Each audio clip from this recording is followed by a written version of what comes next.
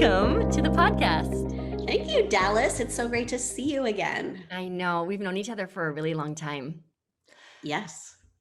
And it's been so fun to see in this last year and a bit, you really take ownership of what it is you really want to do in your business. It's been inspiring to see. So I'm excited to Yes. dig in. Well, I wouldn't have gotten here if it wasn't for your guidance. So thank you so much for all the mentorship you've provided me over the years. I really value you so much. Ah, thank you. Thank you. Just for our listeners, we're now just staring into each other's eyes a little bit. Okay, I feel like with that intro, we actually should fill everybody in on what it is you do and maybe a little bit about how you got to this very specific niche with a very specific outcome. So let's give everyone a little bit of a backstory and then we'll dive in. Great. Okay. So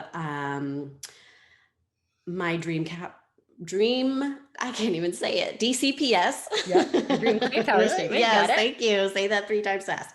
So my statement is I help actress creators write their damn script already and know what to do with it, which I love doing. I'm so excited. It absolutely lights me up.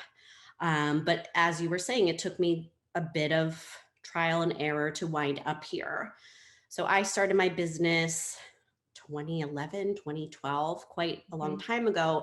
And actually, you were a model of mine. That's how I think we had similar coaching experiences, and Right. I went to one of your free talks with your book and met your husband like Yeah. years ago. Yeah. So I was aware. I think you were doing what I sort of had an idea that I wanted to do, but I didn't quite have my own way into it. So I have an Mhm. acting background. I booked a job really early in my career, and everyone said, "Oh, you're going to be the next it girl, and the industry is going to come knocking on your door." And none of that happened. I didn't even have an agent, and it was very painful and really depressing. And that Yeah. sort of led me to not wanting to have to wait to get picked by the industry because I knew firsthand that it doesn't necessarily work that way. Right. There were so many things about the entertainment industry that I didn't understand, with relationship building and how to run my career like a business and all of these things I didn't know when this big break supposedly came Mhm. along. So I Mhm. didn't know what to do with it.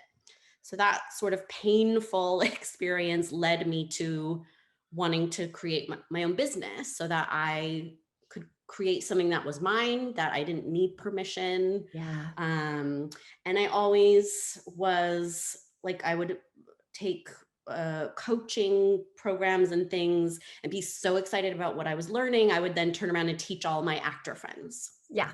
Yeah.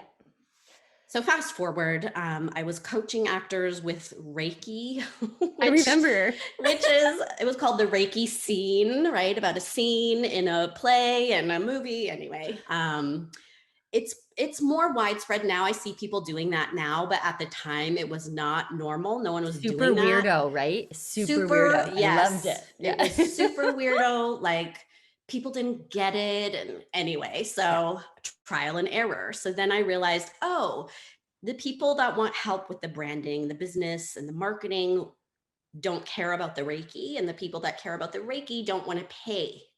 Ah. Huh. Okay. So I niched down to really marketing and relationship building. Yes. Then there was a time where I was in a partnership, and we had an acting studio with a physical space that was really Mhm. focused on audition technique. And my goal was always to incorporate my marketing expertise so that it was sort of like a one-stop shop where you got acting technique and acting coaching as well as marketing and branding. But I just sort of took on the administrative role because that was necessary to move the company forward. And it just Yeah. sort of became this administrative beast where I wasn't able to do what I'm really good at. Yeah. I was doing all these things that I'm competent at but don't enjoy. Yeah. So after that, I went back to a solopreneur where I was I got really clear. That's when we started coaching. I got really Yeah. clear that I only wanted to work with women, female, femme identifying, non-binary people. So I was doing basically ambitious, I say actress, just so it's clear it's not Yeah. for male identifying people. Um, Actress, ambitious actresses. That was sort of my niche. Yeah. Yeah. And then I just found myself having these conversations that don't light me up about how do I get an agent and how do I get more auditions and things that are part of an actor's career. But there are so many other things you can do outside of the box to create your own opportunities. And that's what lights me up. So as I was on my own sort of writing my own screenplay journey, I realized, oh, every time I talk to someone who wants to create their own content, that's where I get excited. And Totally. that's Yeah. what I want to talk about. I don't want to talk about these other things anymore. I've done that. There are better coaches who love it. This Mm-hmm. is really what I love. So that's when I sort of uh, got more clear about my niche, which is actress creators who want to write a screenplay and then move that screenplay forward, whether they go into self production or they want to pitch and sell it to someone else. Yeah. I have two things I want to say. The first one is for our listeners, because I say often about specificity. If everyone listening just heard, Emily suddenly had this hyphen. Her target audience is a hyphen, and a lot of times you might think, wait, now you're just trying to pile it on, right? But I remember I really pushed back about this, but you did the market research, and your ideal client, they see themselves as a hyphenate. And that hyphenate is actor hyphen creator. So we are Yes. using their language here. Look at me, I'm all red in the face. I'm like, I don't like hyphens. What are we doing?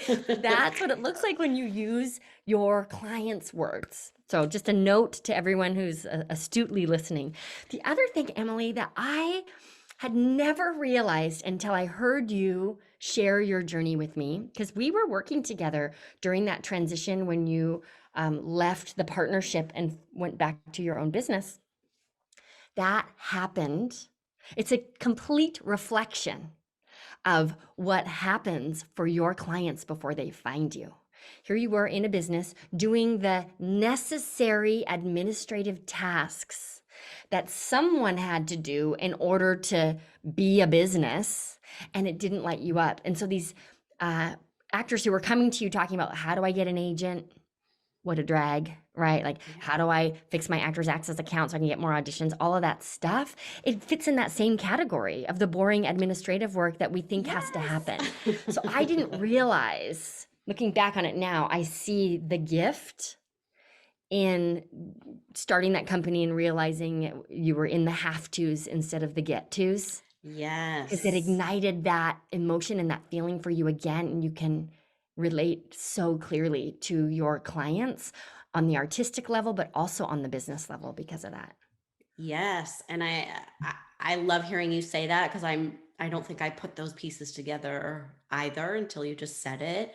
And it's also like there's a difference between the have tos and just feeling like, oh, things are possible. I can create this myself and this is Mm, exciting. And it's just when you feel whatever energetic vibrations of those two different things, you really feel just differently in your body. yeah, And I definitely prefer the feeling of possibility for yeah. sure. Oh, 100%, 100%. Okay. So now we have the Pickford West Creator Lab. That's your primary offering, Yes. right? So exciting. And what are you focusing on now, and how can I help? Let's dig into some coaching here. Let's do it.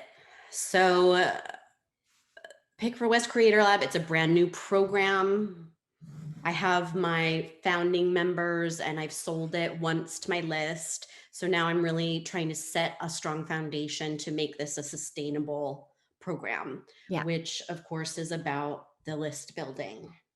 So I know I should be list building. I have a daily appointment in my calendar for list building, and then I just find myself not doing it. So I have one solution that I've solved, which Okay. is I hired someone whose only job is list building. And she's fantastic. And I did the hiring module, and that was really helpful. I had the right person in the right job. So she's reaching out to do a lot of cross promotions. Yeah. And as we're doing this, I'm seeing there's only so many business owners that seem like they have a good list. They understand what a list is. There's only so many people that you can approach. And then I'm finding we're approaching a lot of people who do the same service. Yeah. And I'm struggling with, what do I do when I run out of people? Or I don't want to inundate my list with all of the same services, because I feel like that's going to dilute Mm-hmm. all the cross promotions for people. It's not going to be as great of a win for them. And so I'm Mm-hmm. sort of struggling in the now what. I'm doing the cross promotion outreach. I'm getting some yeses, and I'm seeing like the trouble ahead. Okay, great. I'm just going to create context for all of our listeners. So, one of the list building practices, and I think it's the best place to get started, is with lead magnet swaps or cross promotion. So, what that looks like is you find other services who share your audience. And so Emily has a freebie, I have a freebie, we pick a week, I promote her freebie to my list, she promotes her freebie to her list, and everybody wins. So what Emily is sharing here is, okay, I don't want to have a list of 47 headshot photographers that I'm promoting, because now am I really helping any of those photographers if next week I have another one that I'm promoting? And also, like, what am I telling my list if I also have this big long list of just headshot photographers that I'm promoting? For in your industry, there's also this friction, because it's like the people who get it are in the six-figure coach club. Sorry. Exactly. No, it's so true. No, I mean, I have to speak to this. It's so true. Like, people in the six-figure coach club, it's so easy to set up a cross Yeah, promotion.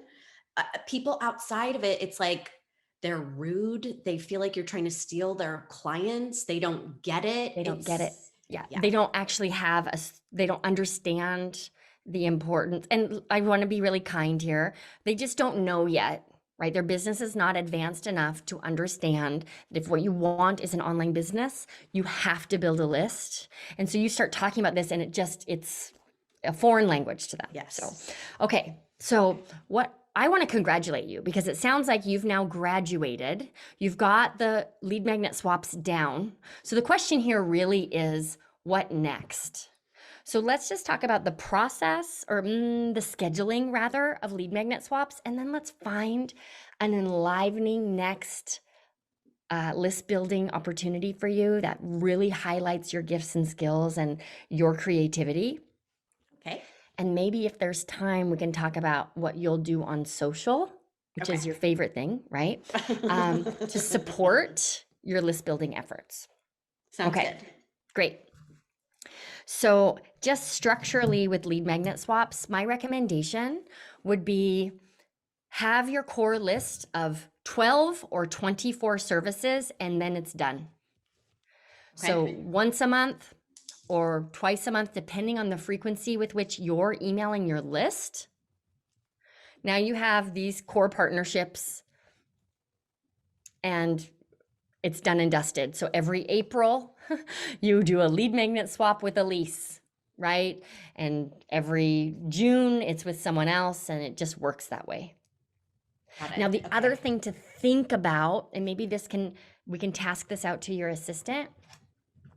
Can we start to find businesses that are adjacent, that aren't so on the nose? Think about all of the painters. I pulled that out of the sky, but like other artists in other avenues who would love to move into filmmaking, right? And didn't start as actresses. So there could be your ideal audience on these other adjacent lists. And these people are not getting inundated with promos from people who Right. serve actors. So that could be something to explore. It may be a rabbit hole that isn't necessarily worth the effort, but it also could be something worth exploring, just so you have some diversity in your partnerships. And then would I still use the same like actress creator languaging, or would I? Yes. Yes. You'd have to Okay. even lean into it more because you don't actually want the painters on your list, right? You Right. want the creative people who are on the list of an art teacher because painting has been fun for them, but what they really want is Got it. Okay. storytelling. So you Got want to it. lean even harder into that language. Got it. Okay. Because I'd rather you have a list of 15 people who are your dream clients than 1,500 random people who won't buy, 100%. right? Okay, great. Anything else around just the structure of partnerships before we add another layer? I don't think so. Okay. I'm going to throw this out there and you're allowed to say no. And we have other ideas and we have more time. Okay. Okay. But I'm just really getting a hit here that you need to launch a podcast. I'm going to. Oh, you are? I am. Yeah, I'm going to. Your Yes. podcast is your next big list builder. Okay. So I'm yelling. Okay. Do we need to talk about this or do you have a plan in place? Let's talk through it. Yeah. Because it might not be what you're envisioning, Okay. but it's where I'm probably going to get started. Okay, great. So and I'm going to listen to your plan through the lens of list building. Great. Okay. Fantastic. Great. Okay. So Olivia, who contributed the writing content to Pickford West Creator Lab, she's launching a subscription box for writers called Story Box.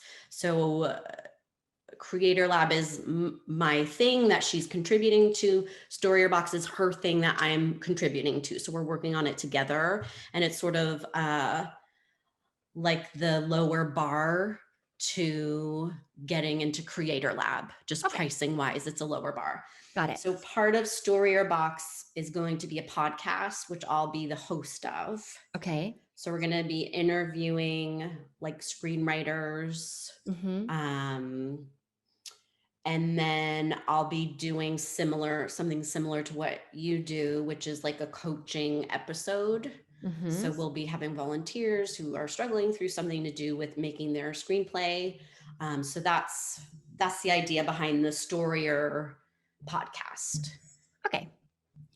Tell me your thoughts. My thoughts are you absolutely need a podcast. We're getting meta because we're on my podcast talking about podcasts, and I'm going to tell everyone my like evil marketing plan for the podcast. Ooh, so good. buckle up. My pen. Here's what I can tell you.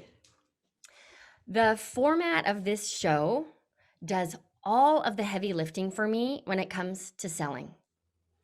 When people listen to this show, they either stop listening or they binge and they want to work with me. Got it. This is, to me, the epitome of experiential marketing. So now, instead of just promoting the Six Figure Coach Club, right? We promote the podcast. Because if you're listening to the podcast, it's the best way for you to really understand what's possible for you inside of the club. Yes. So that's why the majority of our episodes are me coaching. Sidebar, it's also podcasting for lazy people because I don't have to write episodes. Yes, I love it. So smart. I just get to show up. Like for everyone listening, I saw Emily. I'm like, hey, it's so nice to see you. How are you doing? Okay, what are we going to do? Right? And then here we go. It's podcasts for lazy people. I love it. So that has been a benefit that I had an idea that it would be there, but the value has surprised me. Now, there's another layer here because it's one thing for me to love your podcast, and it's another thing for me to become a client, right? Easily. So if all you're doing is coaching and interviewing screenwriters, there isn't a huge opportunity for list building. So I would recommend that we layer in two things here. Number one, with the screenwriters, and don't let me forget to talk about promotion. With the screenwriters, if you could design a cheat sheet that goes along with every episode that turns into a lead magnet. Oh, that's Okay. good. It doesn't have to be complicated. It's not a training. You're not building a course. It could even be like pulling your favorite 3 quotes from the person, making sure that with every interview, you get a practical, applicable tip, whether that's overcoming writer's block, whether that's pitching, whatever it's about. The guest has to give a process of some sort that can be broken into steps so that you can plug that onto the lead magnet. And then Okay. some sort of quick exercise just based on what the guest said. So it's like, after listening to Fred Flintstone's episode, my commitment in the next 7 days is to X, and in the next 30 days is to Y. Something super simple that's pretty rinse and repeatable. And then you can have commercials in your podcast. I don't know if you've noticed, but Yes, I the only have. sponsors of this Is podcast is me. That's right. So every commercial, sorry everybody, I'm just ruining it for all of you. But every commercial on this show is to a lead magnet. We try to pick one that's as relevant as possible to the topic that we're covering. But that's how I use the podcast to build my list. Got it. Okay. And the reason I'm especially saying this, because I don't do this on my show, but that's because the guests I bring in all have lists. Screenwriters do not. I'm just making that assumption, right? So you'll want to create something and insist that they promote the episode, right? Even if that's just on social. Insist that they promote the episode, and then their listeners will come. You're going to have that downloadable. And so the theory here is that they'll listen and then want to download, and now they're on your list. Got it. Okay. The other thing I would recommend, any questions about that piece? I don't think so. Okay. The other thing that I would recommend is just in terms of formatting. So do you have an idea about the ratio of screenwriter interviews to coaching episodes? To get going, it would probably be one of each a month. Okay. So then the next layer to add would be a 3rd episode a month, which is interviewing another, air quotes here, service provider or someone with an actual list. Got it. Who can promote your show as well. Got it. Great. Ooh, this is good.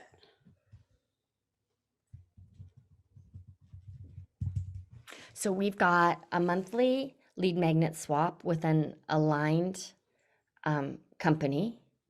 We have the podcast, where once you get this going, you may find, I did, that it's actually easier to do an episode a week than 2 a month, because I just get into a rhythm. 2 a month, we never quite get into a rhythm. Okay, so, but you'll have your podcast going out that has an invitation to get on your list. It also does all of the heavy lifting, because people get to hear you in action, making a difference for people, positioned as an expert when you're doing these interviews. So that's just, again, makes selling so much easier. And now we can use it to build your list. Great. Okay.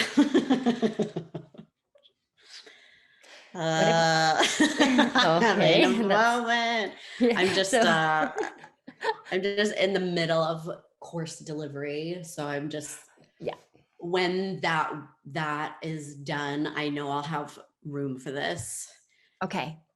I just get a little like, oh my God, I've got to add the ad, and can go into overwhelm very quickly, but I don't have to start it tomorrow. Right. Okay. So this episode is going to air, I think, sometime in October, but we're recording it today. It's July 31st.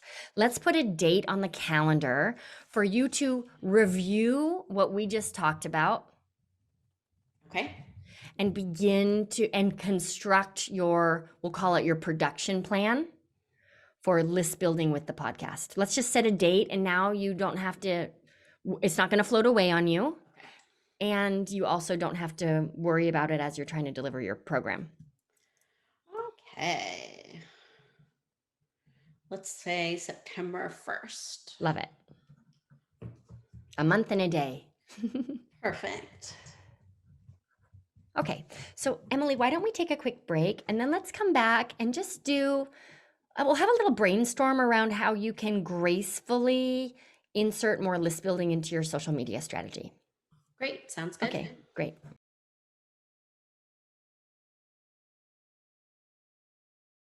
Okay, we're back. Emily, I just have to say I'm really excited that you were already planning on a podcast. I think it's the perfect thing for you. Thank you. I used to have a podcast briefly, Oh, and I then it didn't know just, that. yeah, it was my friend and I started this thing called Pussy Talk, which was supposed to be about things that women experience that they don't really share. And it was sort of just the rage around the Me Too, Harvey Weinstein story breaking was when we finally Mm-hmm. started it. And then it just, it just became really tough with different schedules and chaotic Yeah. lifestyles. And it just we weren't able to maintain it at that time. But I do really love the idea of a podcast. Yeah. Yeah. I love it. It's the smartest thing I did for my business probably in the last 3 years because I just really enjoy it. But I've also Yeah. seeing the impact. Good. Okay. So we've got lead magnet swaps. Now we've talked about a structure to ensure that the podcast is more than just a fun show that you put out. Let's talk about social media. And I just want to, part of why I'm excited to talk about this is because in this quarter, I've gotten very serious about becoming more of an expert in this area. So we've been testing a lot of things and trying a lot of things and breaking a lot of things. And it's been thrilling for me and probably frustrating for my team. But I see the potential when there's actually a strategy on social instead of just, okay, I got to post something and what can I get to? And there's no real strategy. Yes. So, can you just share a little bit about, and for the record, I've been in business forever and we have not had a strategy until spring of 2021. So, we're all learning, right? But so it's okay if you don't have a strategy. But what does your social media marketing look like right now? So there's two different things that I'm doing. One is my Facebook group. Yep. So I'm pretty active in there. I have set posts for each day of the week. Mm-hmm. I try to stay committed to one live, Yep. not usually live, but like one video a week inside of that group. Outside of that group, right now, my strategy is if I can post once a week on Instagram, something that's around my business or my business topics, that is a win for me right now. Mm-hmm. Mm-hmm. And that's it. Okay. Or I'm sorry, let me clarify. So my visibility specialist, who is the person who's in charge of the list building. Yes. Title. I love it. Great title. She does the Instagram DM strategy. Okay. To move people into the Facebook group. And that has been great. She's doing a great job with that. Awesome. All right. So I am not going to tell you to post more. Okay. You may get there, but here's the biggest mistake that I have made on Instagram up until last Thursday, it feels like. Okay. This is all super fresh. So hopefully by the time the episode airs, people can go to my account and be like, oh, okay, yes, there must be something happening here, but we'll see. That's yet to be determined. They call it posting and ghosting. I used to really think that it's just about only having good content and people will find me and people need to follow me. And it just became about almost vanity metrics. I was just prioritizing the wrong thing. But one of my core values is belonging. Right. Another one is integrity. So, like, what kind of asshole have I been? Right. But regardless, if you could dedicate 15 minutes a day, and I'm going to bet that you're already on Instagram for 15 minutes a day, scrolling. Yes. Right. But it's dedicating 15 minutes a day to just engaging. So, what does that look like? Step one would be to ensure that no comment on any one of your posts goes ignored. everyone who comments, you see them, you hear them. Then it's coming up with your core group of hashtags. I'm going to make up like actor life maybe is one of them, Yes, right? that So you is. follow actor life. You can follow that hashtag. And then you just see people posting using that hashtag. And instead of doing what most of us do, which is scroll and smile or scroll and judge and maybe like every once in a while, take some time to like, follow, and comment. Got it. Okay. And it can't be a comment like, I love your content, or like the flame and the 100 emoji. It needs to be really personalized. Oh, come on, Dallas. So I'll give you an example. Let's just say that I posted a picture today of my dogs, Kimchi and Subaru. Okay. You see that in your feed and you're a dog lover. So you might post heart. You might even write like cuties, right? Take it a step further. Use my name in the comment. That makes it personalized right away, Great. Okay. right? And observe something specific, and it has to be real to you. So let's pretend you weren't a dog person, right? What could be real to you is commenting, Dallas, I'm usually not a dog person, but this picture is starting to convince me. Got it. Okay. People don't really do this. Smart people with an Instagram strategy do this, right? But most of us don't, because we forget about the importance of connection, and it actually feels like a massive waste of time. Yeah. But the truth is, we're wasting our time on Instagram already. We're scrolling without engaging. So if you just kept the win of a weekly post, okay, there's definitely room to grow there, but fine, right? And use some dedicated time to connect with your target audience and actually start to have real conversations with them about them, you'll see a massive difference. Great. So then what happens is people start to see you and trust you. They're going to start to follow you back. Now, with the DM strategy, your assistant with every new follower can message them, thank you so much for following. We'd love you to come to the Facebook group, and here's why. Great. Okay. That's smart. Okay. And once the podcast is live, one thing we do is like, thanks so much for the follow, Emily. Do you listen to the podcast yet? Yeah. And if they say no, say, oh, here's the link. Check out episode 15. It's my favorite. Great. But really taking the time, people often say social media is supposed to be social. Let's call it personal instead. Yeah. And this, as a business owner, brings me back. And I know you care about this too. Like, you care about storytelling. You care about the people you serve feeling seen and heard. Yes. Right? That's your mission. So Yes. see and hear them. Got it. And it's just so fulfilling when you relate to it that way, instead of like some annoying marketing strategy that doesn't really pay off anyhow. Yes. Any thoughts or feedback about that? I like that. And sometimes I have an instinct to do that, and then I just get really lazy about it. Mm-hmm. So this is just a good reminder. Like, this is what it is. This is what it is. Right.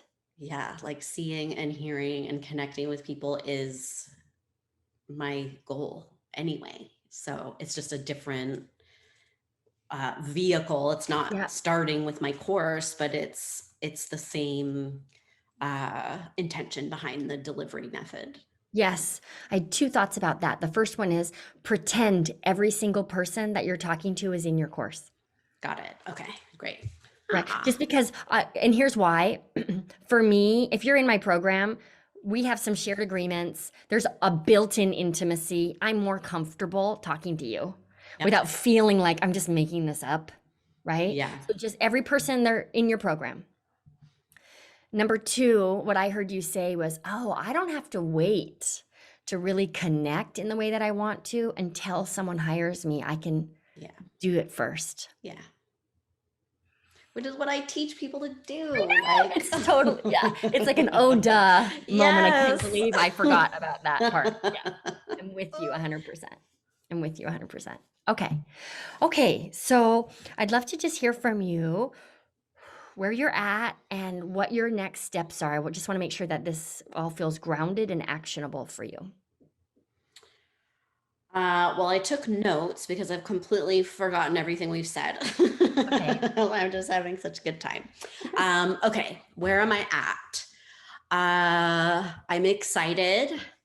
I do feel like the concerns that I was having about like the list building road sort of coming to an end or getting too crowded. I feel Mhm. like this is a great tool to help solve what I thought was going to be an issue. Um, I have a date for September 1st to review what we talked about in terms of the podcast structure. And I think we need to have that in the can for October anyway. So that's sort Okay. of in line with what's already on the plan. And then going forward, instead of just wasting time on Instagram, which I'm very good at, I can make an effort to really connect with people in a personal way so that they feel seen and heard and act as if they're already in my program, because the way that I approach them will be personal. Yeah. And, I love supporting clients, like, you can do it, you're amazing. I just love like cheerleading them. Yeah. So that's something I can incorporate into how I connect with people on Yeah. Instagram. Yeah. It actually comes really naturally to you. So this is just about giving yourself permission to show up in that way. Yeah, Awesome. Great. Thank you so much for coming on the show today. This was really fun. it was so fun. It's always a pleasure to see you. You are amazing. You Uh, can do it, Dallas. I'm going to go comment on your latest post. Yes. But That's, I think you're so amazing at what you do and the way that you help people. And I appreciate you so much. So thank you. thank you, Emily. And thank everyone listening. Let's all go and engage in the way that we will treat others as we would like to be treated on social and see the impact that it makes every day. Great. Thanks everyone for tuning in. We'll see you next week.